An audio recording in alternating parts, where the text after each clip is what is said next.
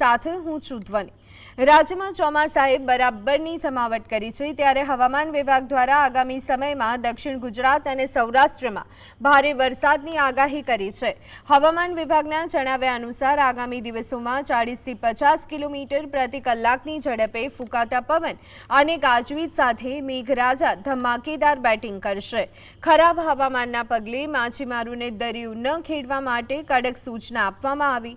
દક્ષિણ ગુજરાતના ડાંગ, નવસારી, વલસાડ, સુરત અને તાપી સહિતના જિલ્લાઓમાં ભારે વરસાદની આશંકાની વચ્ચે યલો એલર્ટ જારી કરવામાં આવ્યું। આ ઉપરાંત નર્મદા, છોટાઉદેપુર, વડોદરા અને આણંદમાં પણ મેઘમહેર જોવા મળશે, જ્યારે સૌરાષ્ટ્રના જૂનાગઢ, અમરેલી, ભાવનગર, ગીર સોમનાથ અને બોટાદમાં પણ ભારે વરસાદની સંભાવના છે।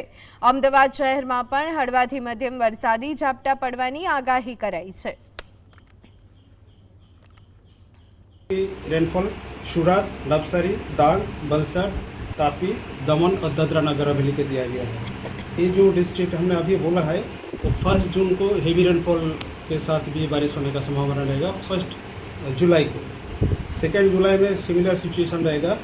जो येलो वार्निंग आज दिया था छोटा उदयपुर, भरूच और नर्मदा के लिए हेवी रेनफॉल आइसोलेटेड प्लेसेस में, और वेरी हेवी जो सूरत, नवसारी, डांग, वलसाड, तापी, दादरा नगर हवेली के लिए ऑरेंज वार्निंग के साथ very heavy rainfall isolated places